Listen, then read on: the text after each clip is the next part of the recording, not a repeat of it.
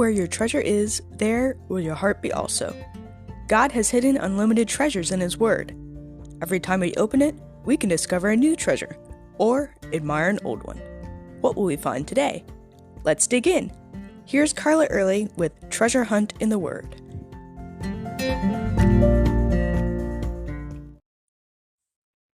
Last year for Mother's Day, we looked at several biblical mothers, their stories, and what we can learn from them. This year I'd like to do the same. Today's mother is Salome. Now, before anyone gets confused, there are two Salomes in the Bible. One was the daughter of Herodias, who was instrumental in the death of John the Baptist, but the one we're talking about today is the wife of Zebedee, the mother of James and John, Jesus' disciples. She followed Jesus as her sons did, and was with John and the other women, Mary Magdalene and Mary, Jesus' mother, at the crucifixion. She was also one of the women who came to the tomb to anoint Jesus' body on the morning of the resurrection. So we know Salome was a believer. She was completely dedicated to Jesus. She'd left her home and all she knew to follow Jesus just as much as her sons had. She was one of several women mentioned who ministered to Jesus during his time on earth.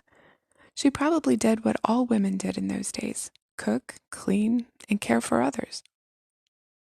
What a privilege to serve Jesus in that way, whether then or now. She also gave her sons to Jesus' service.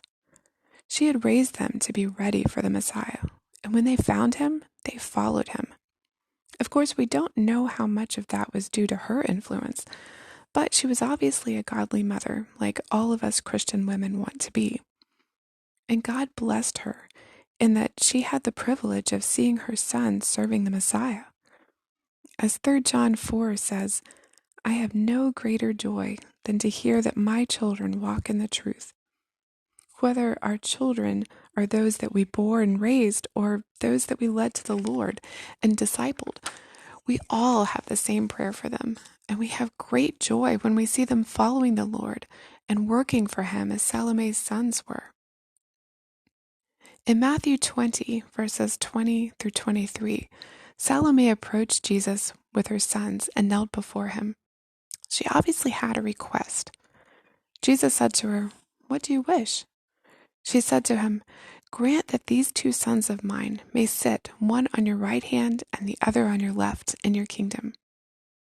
As many others, Salome didn't necessarily understand that Jesus' kingdom was not supposed to be an earthly kingdom at that time.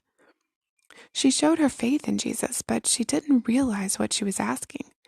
And she wasn't asking this for Jesus to get glory, but for her sons to get glory.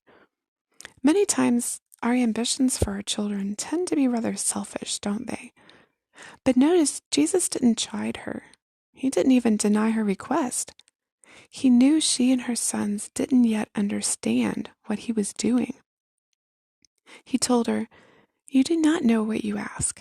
To sit on my right hand and on my left is not mine to give, but it is for those for whom it is prepared by my Father." Isn't Jesus gentle?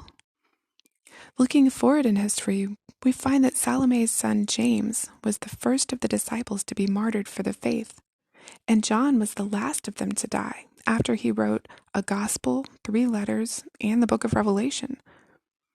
Salome's request may not have been answered the way she thought it would, but both of her sons served the Lord, and in the long run, that's really what she wanted.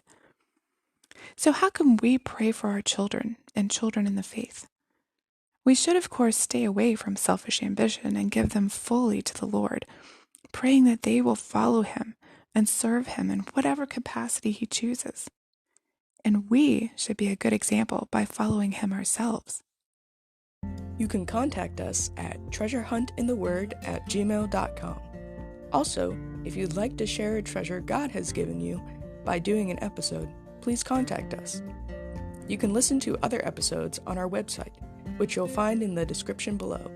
Thanks for listening, and remember, where your treasure is, there will your heart be also.